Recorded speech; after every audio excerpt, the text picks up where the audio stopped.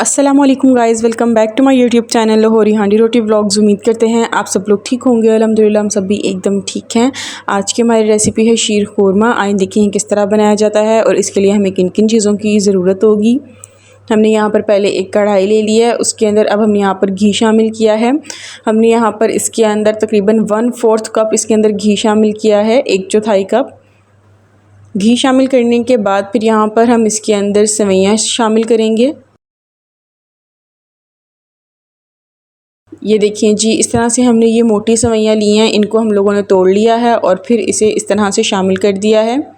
शामिल करने के बाद अब हमने इसे बिल्कुल लो फ्लेम पर अच्छी तरह से हमने कुक कर लेना है, इसका कलर चेंज होने तक। ये तमाम प्रोसेस जो है हमने बिल्कुल लो फ्लेम पर करना है, नहीं तो जो सेवइयाँ हैं वो जल जाएंगी।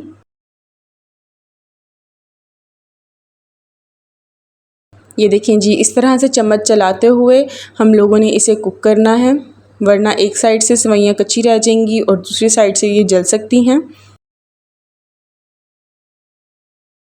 और ये देखें जी, जब इनका कलर जो है वो चेंज होना शुरू हो जाएगा फिर हम इसे डिश आउट कर लेंगे। एक अलग से ट्रे में हम इसे डिश आउट कर लेंगे। ये देखें जी, इस तरह से हमने इसे निकाल लिया है। सेवइयों को रोस्ट करके डिश आउट करने के बाद अब हमने दोबारा से एक ये कढ़ाई ले लिया है। इसके अंदर अब हम शामिल करेंगे यहाँ पर चीनी। हमने यहाँ पर इसके अंदर 1 से 1.5 कप चीनी का शामिल किया है। आप चीनी की क्वांटिटी अपने जायके के हिसाब से कम या ज़्यादा कर सकते हैं, क्योंकि कुछ लोग ज़्यादा मीठा खाते हैं और कुछ लोग कम मीठा खाते हैं। आप चीनी की क्वांटिटी अपने जायके के हिसाब से कम या ज़्यादा बिल्कुल कर सकते हैं। अब हमने चीनी को भी इसी तरह से चम्मच चलाते हुए बिल्कुल लो फ्लेम पर हमने इसे कुक कर लेना है, जब तक ये अच्छी तरह से मेल्ट नहीं हो जाती। और ये देखें जी, जब चीनी मेल्ट हो जाएगी फिर हमने यहाँ पर इसके अंदर पहले 1 कप दूध शामिल करना है। बहुत एहतियात से इसके अंदर ये दूध शामिल करना है, वरना इसकी छींटों से आपका हाथ भी जल सकता है। ये देखें जी, दूध शामिल करने के बाद हमने चीनी को इस दूध के अंदर अच्छी तरह से हमने मिक्स कर लेना है, ताकि जो चीनी है इसका जो कैरमल है वो अच्छी तरह से दूध के साथ यकजान हो जाए और हल हो जाए।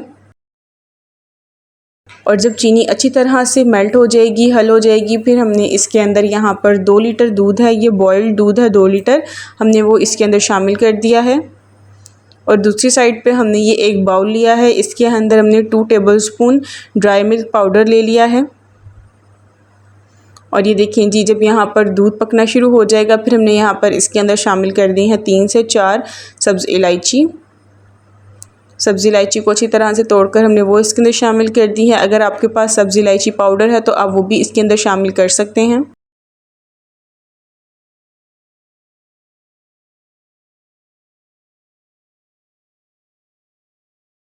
और ये देखें जी, जब दूध पकना शुरू हो जाएगा तो फिर हमने यहाँ पर ये 1 कप दूध लिया था, इसके अंदर हमने शामिल किया था ये वनीला कस्टर्ड। हमने इसके अंदर 2 चम्मच वनीला कस्टर्ड पाउडर शामिल किया था, उसको हमने अच्छी तरह से मेल्ट कर लिया था। अब वो हमने इसके अंदर आहिस्ता आहिस्ता शामिल करना है और साथ साथ चम्मच चलाते रहना है। चम्मच चलाना बहुत ज़रूरी है, वरना यहाँ पर जो वनीला कस्टर्ड हम इसके अंदर शामिल कर रहे हैं उसका एक लम्स बन सकता है। इसीलिए हमने इसको अच्छी तरह से चम्मच चलाते हुए मिक्स करते हुए कुक कर लेना है, बिल्कुल लो फ्लेम पर। और ये देखें जी, दूसरी साइड पर जो हमने बाउल के अंदर 2 चम्मच मिल्क पाउडर लिया था, हमने उसके अंदर भी ये तकरीबन 1 कप के करीब दूध शामिल करके उसे हमने अच्छी तरह से मिक्स कर लिया है, ताकि उसका भी कोई लम्स वगैरह या गुठली वगैरह ना रहे। फिर हमने वो भी दूध के अंदर जो है शामिल कर देना है। अब हमने यहाँ पर इसको मीडियम टू लो फ्लेम पर हम इसे कुक कर लेंगे। इस तरह से हमने इसे चम्मच चलाते हुए ही कुक करना है। ये देखिए जी, इस तरह से हमने इसे चम्मच चलाते हुए कुक करते रहना है जब तक ये थोड़ा गाढ़ा नहीं हो जाता। और फिर हम यहाँ पर इसके अंदर शामिल करेंगे ड्राई फ्रूट्स। आपको जो ड्राई फ्रूट्स पसंद हैं या जो ड्राई फ्रूट्स आपके पास अवेलेबल हैं आप वो इसके अंदर शामिल कर सकते हैं। हमने यहाँ पर ये कोकोनट लिया था, इसको हमने इस तरह से चॉप कर लिया था क्यूब्स में, वो इसके अंदर शामिल कर दिया है। और ये हमने यहाँ पर छुआरे लिए थे, इसको हमने 3 से 4 घंटे पानी में भिगो कर रखा था और जब ये नरम हो गए थे फिर हमने इसको भी काट कर क्यूब्स में वो हमने इसके अंदर शामिल कर दिए हैं। फिर हमने यहाँ पर इसके अंदर शामिल किए हैं जी ये बादाम। हमने यहाँ पर बादाम भी अच्छी तरह से चॉप करके बारीक बारीक वो हमने इसके अंदर शामिल कर दिए हैं। आपको जो ड्राई फ्रूट्स पसंद हैं आप वो इसके अंदर शामिल कर सकते हैं, और जो आपको पसंद नहीं है आप वो भी स्किप कर सकते हैं। फिर हमने यहाँ पर इसके अंदर ये शामिल करनी है सेवइयाँ, जो हमने रोस्ट करके रखी हुई थी। इनको हमने अच्छी तरह से फ्राई करके वो रखा हुआ था, वो हमने इसके अंदर शामिल कर दी हैं। ये देखिए जी, सेवइयाँ शामिल करने के बाद अब हमने इसे अच्छी तरह से मिक्स कर लेना है इस तरह से। ये देखें, सेवइयाँ शामिल करने के बाद अब हमने इसे अच्छी तरह से मीडियम फ्लेम पर कुक कर लेना है,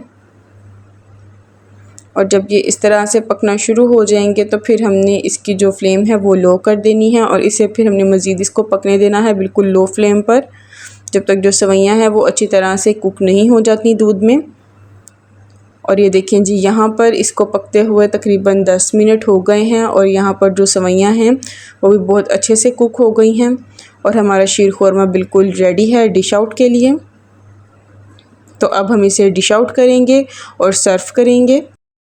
इसको पहले रेफ्रिजरेटर में रख कर अच्छी तरह से ठंडा कर लेना है, और फिर इसे इंजॉय करना है। मुझे उम्मीद है आपको हमारी आज की वीडियो बहुत पसंद आई होगी। अगर आपको हमारी वीडियोस अच्छी लगती हैं तो मज़ीद रेसिपीज़ के लिए आप हमारे चैनल को प्लीज़ लाइक, शेयर और सब्सक्राइब लाजमी कर दिया करें, ताकि हमारी आने वाली नई वीडियोज़ की नोटिफिकेशन आप तक टाइम टू टाइम पहुँचते रहें, और आप इसी तरह से मज़ेदार सी रेसिपीज़ इंजॉय करते रहें।